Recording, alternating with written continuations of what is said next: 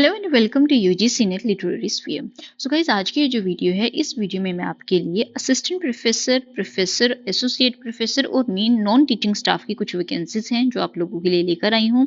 तो ये जो वैकेंसीज हैं ये हरियाणा में आई हैं। हरियाणा में जो भवानी एक डिस्ट्रिक्ट है, वहाँ पर ये वैकेंसीज आई हुई हैं। कॉलेज का नाम आप देख लें, कॉलेज का नाम है BRCM college of engineering and technology, जो कि डिस्ट्रिक्ट भवानी यानी कि हरियाणा में पड़ता है। कॉलेज का प्रॉपर एड्रेस आपको सबसे ऊपर स्क्रीन पर देखने को मिल जाएगा। इसके अलावा कॉलेज की जो वेबसाइट है वो आपको देखने को मिलेगी, जो कि है www.brcmcet.edu.in।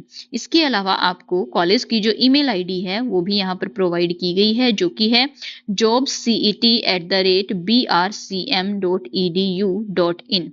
इसके अलावा एक कॉन्टेक्ट नंबर आपको दिया गया है। तो अगर किसी तरह का आपको कोई डाउट रहता है, कोई चीज़ नहीं समझ आती है, तो इस कॉन्टेक्ट नंबर पर कॉल करके आप अपने डाउट्स भी क्लियर कर सकते हैं। अब हम डिटेल में देखते हैं कि किस सब्जेक्ट में कितनी वैकेंसीज हैं, किस किस डेजिग्नेशन के लिए वैकेंसीज आई हैं बेसिकली। तो सबसे पहले हम बात करेंगे कि ये जितनी भी वैकेंसीज हैं, चाहे आपकी टीचिंग वैकेंसीज हैं, चाहे नॉन टीचिंग वैकेंसीज हैं, ये सभी की सभी आपकी रेगुलर बेसिस पर आई हैं। जब मैं रेगुलर बेसिस पर आपको बोल रही हूँ, तो रेगुलर बेसिस से मेरा मतलब क्या है कि कॉलेज की जो मैनेजमेंट है, कॉलेज की मैनेजमेंट की तरफ से रेगुलर बेसिस पर कुछ वैकेंसीज निकाली गई हैं। अदरवाइज क्या होता है कि एडॉक बेसिस पर या as a guest teacher teachers को कॉलेजेस में एक साल के लिए, एक सेशन के लिए हायर कर लिया जाता है। तो जब वो सेशन कंप्लीट होता है, उसके बाद जो टीचर्स होते हैं उनको रिलीव कर दिया जाता है।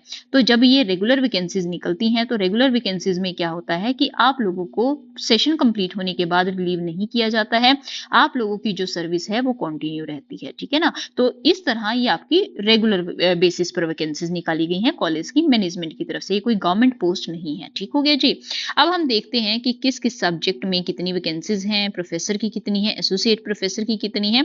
तो सबसे पहले प्रोफेसर की आप देखेंगे स्क्रीन पर। प्रोफेसर की जब हम बात कर रहे हैं, तो CSE की एक पोस्ट है, असिस्टेंट प्रोफेसर की, सॉरी प्रोफेसर की। उसके बाद मैकेनिकल इंजीनियरिंग में प्रोफेसर की एक पोस्ट है, इलेक्ट्रिकल इंजीनियरिंग में असिस्टेंट प्रोफेसर की एक प्रोफेसर की एक पोस्ट है। देन है हमारी सिविल इंजीनियर। तो सिविल इंजीनियरिंग में भी प्रोफेसर की एक वैकेंसी आपको देखने को मिलेगी। फिर से रिपीट कर देती हूँ, थोड़ी कंफ्यूजन हुई थी। CSE, mechanical engineer, electrical engineer and civil engineer, इन सभी सब्जेक्ट्स में प्रोफेसर की एक एक वैकेंसी रहने वाली है। अब हम बात करते हैं एसोसिएट प्रोफेसर की। CSE में 2 वैकेंसीज हैं, मैकेनिकल इंजीनियर की 2 हैं, इलेक्ट्रिकल इंजीनियर की 2 हैं एंड सिविल इंजीनियर की 2 हैं। कहने का मतलब है कि CSE, mechanical engineer, electrical engineer and civil engineer, इन सभी सब्जेक्ट्स में, इन सभी फील्ड्स में जो एसोसिएट प्रोफेसर है, एसोसिएट प्रोफेसर की 2-2 वैकेंसीज हैं। अब हम बात करेंगे असिस्टेंट प्रोफेसर्स की। असिस्टेंट प्रोफेसर की जो वैकेंसी है, CSE में टोटल 5 वैकेंसीज आपको असिस्टेंट प्रोफेसर की देखने को मिलेंगी। 5 वैकेंसीज ही आपको मैकेनिकल इंजीनियरिंग में असिस्टेंट प्रोफेसर की देखने को मिलेंगी। इसके अलावा इलेक्ट्रिकल इंजीनियर में असिस्टेंट प्रोफेसर की टोटल 5 वैकेंसीज हैं। सिविल इंजीनियर में असिस्टेंट प्रोफेसर की टोटल 5 वैकेंसीज हैं। एक वैकेंसी आपको केमिस्ट्री सब्जेक्ट की देखने को मिलेगी। मैथमेटिक्स की आपको टोटल 2 वैकेंसीज यहाँ पर असिस्टेंट प्रोफेसर की देखने को मिलेंगी। एंड असिस्टेंट प्रोफेसर की एक वैकेंसी आपको इंग्लिश सब्जेक्ट की भी देखने को मिलेंगी। तो ये जितनी भी वैकेंसीज थी, ये आपकी टीचिंग वैकेंसीज हो गई। अब हम बात करेंगे नॉन टीचिंग पोस्ट की।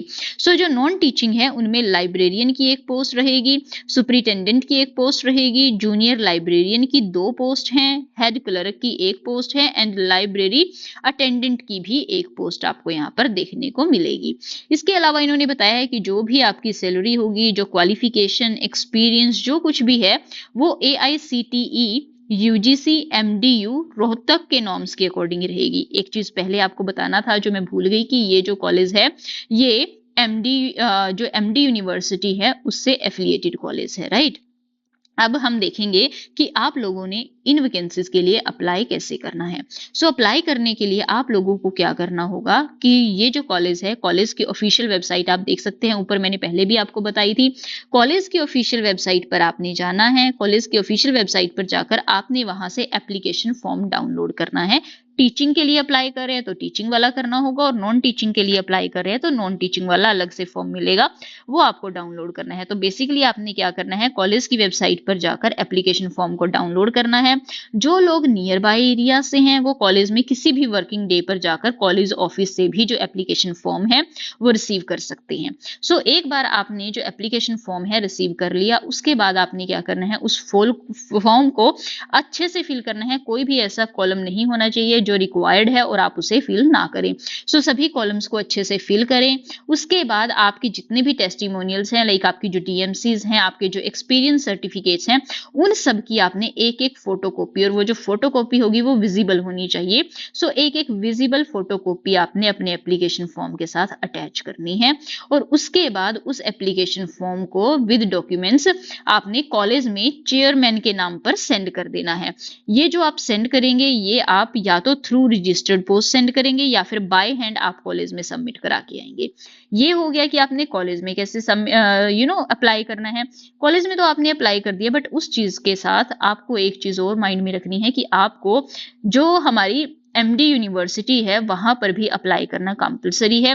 आप अगेन क्या करेंगे, कॉलेज का जो फॉर्म था कॉलेज की वेबसाइट से आपने डाउनलोड किया था, उस फॉर्म को फिल करेंगे, उसके साथ अपने सारे डॉक्यूमेंट्स लगाएंगे जैसा कि आपने कॉलेज में अप्लाई करने के लिए किया था। सेम एक सेट आप अलग से बनाएंगे जिससे आप एमडी यूनिवर्सिटी में सेंड करेंगे। तो एमडी यूनिवर्सिटी में आप सेंड किसके नाम पर करेंगे, that is very very important.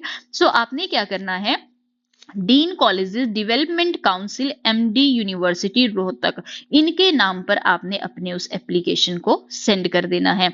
सो एक चीज जो सबसे इंपॉर्टेंट माइंड में आपने रखनी है कि लास्ट डेट जो होगी इन वैकेंसीज के लिए अप्लाई करने की, वो आपकी 12 दिसंबर 2024 रहने वाली है। सो 12 दिसंबर 2024 से पहले पहले आपने इन वैकेंसीज के लिए अप्लाई करना है।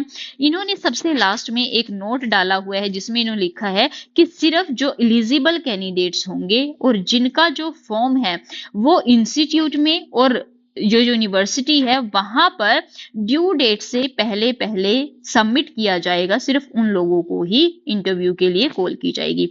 अगर कोई पर्सन ऐसा करता है कि उन्होंने कॉलेज में अप्लाई कर दिया बट यूनिवर्सिटी में अप्लाई नहीं किया, या फिर यूनिवर्सिटी में अप्लाई कर दिया बट कॉलेज में अप्लाई नहीं किया, तो इस केस में वो जो कैंडिडेट्स होंगे उनको इंटरव्यू के लिए कॉल नहीं की जाएगी। दोनों जगह अप्लाई करना कंपलसरी है। और अगर कोई ऐसा पर्सन है जो एलिजिबल नहीं है, वो अप्लाई करते हैं, उनको भी कॉल नहीं की जाएगी। और अगर कोई पर्सन ड्यू डेट के बाद अप्लाई करते हैं तो उन लोगों को भी इंटरव्यू के लिए कॉल नहीं की जाएगी, उन लोगों को भी इंटरव्यू के लिए नहीं बुलाया जाएगा। ये इन्होंने साफ साफ यहाँ पर मेंशन किया है। सो गाइस, जितनी भी इंपॉर्टेंट इंफॉर्मेशन थी इन वैकेंसी से रिलेटेड वो मैं आप लोगों के साथ डिस्कस कर चुकी हूँ। आई होप आपको ये वीडियो अच्छी लगी होगी। अगर आपको वीडियो अच्छी लगी है तो आप लोग चैनल को सब्सक्राइब करें, इसके साथ वीडियो को आप लाइक कर सकते हैं, अपने फ्रेंड्स के साथ शेयर भी कर सकते हैं। और इस तरह की और वीडियोस देखने के लिए या फिर और ज्यादा अपने आप को अपडेट रखने के लिए, चाहे वो किसी भी तरह की पंजाब की, हरियाणा की, इसके अलावा एचपीएससी वगैरह हो गया, उन सब की डिटेल्स आपको यहाँ पर मेरे चैनल पर देखने को मिलेगी। जो भी अपडेट्स आती हैं वो मैं आप लोगों के साथ शेयर करती हूँ। तो चैनल से जुड़े रहिएगा। Thank you.